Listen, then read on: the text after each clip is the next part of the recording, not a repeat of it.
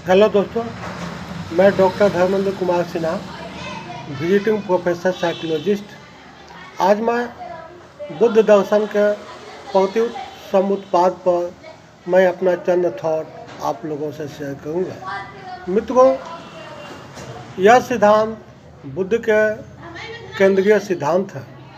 इसी के आधार पर उन्होंने जीवन जगत के दुख के कारण और उसके निदान का प्रस्तुतिकरण किया है।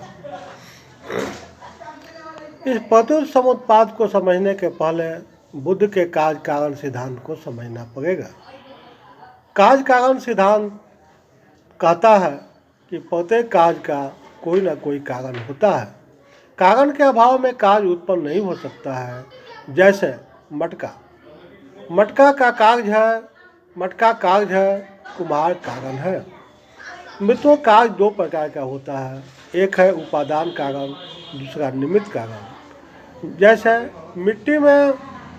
घड़ा में मिट्टी आपको उपादान कारण में आता है और निर्माण की शक्ति जिसमें निहित है कुम्हार, वो जो कि है निमित्त कारण में आता है। बुद्ध अपने द्वितीय आर्य सत्य में कहते हैं दुख के कारण है। इसकी व्याख्या वे कार्य कारण सिद्धांत के आधार पर करते हैं। बुद्ध के कार्य कारण सिद्धांत को ही प्रत्युत समुत्पाद कहते हैं। इसमें बुद्ध ने कार्य कारण की एक श्रृंखला प्रस्तुत की है जिसे द्वादश निदान कहते हैं।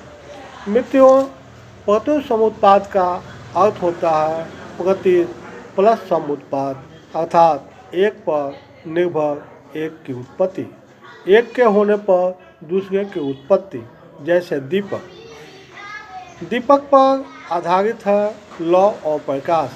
इसमें दीपक कारण है और लौ और प्रकाश कार्य है। इसे आश्रित उत्पत्ति का सिद्धांत भी कहते हैं। संसार की प्रत्येक घटना सकारण है और कार्य तब तक उत्पन्न होता है जब तक कारण है।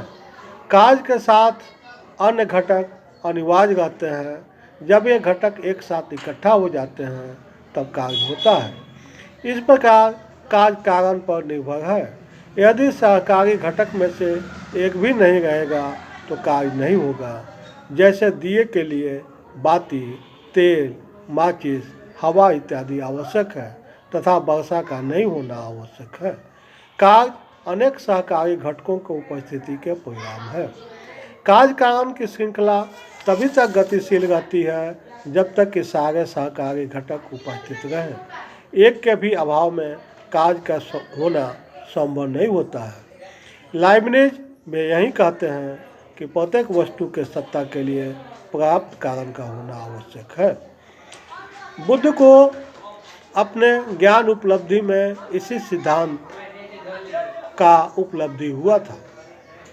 मित्रों, बुद्ध ने इस प्रत्युत्पाद सिद्धांत का सहारा लिया है इस जगत के दुख के कारण तथा इसके समाधान को प्रस्तुत करने के लिए, न कि दार्शनिक एवं आध्यात्मिक प्रश्नों का उत्तर देने के लिए।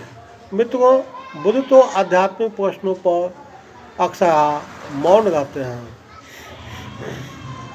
हालांकि बहुत से बौद्ध दार्शनिक इसी प्रत्युत समुत्पाद के सिद्धांत के आधार पर वे अनात्मवाद के सिद्धांत की स्थापना करते हैं कि जब सारी चीज़ अनित्य है तो आत्मा कैसे शाश्वत हो सकती है।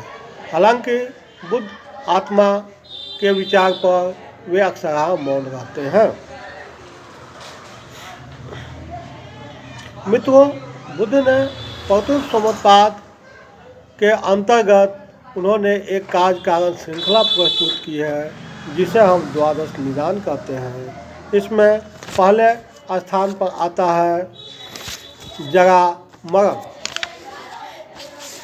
जरा मरण से तात्पर्य है सभी प्रकार का दुख। दूसरा है जाति, जन्म लेना। तीसरा है भव, जन्म लेने की इच्छा।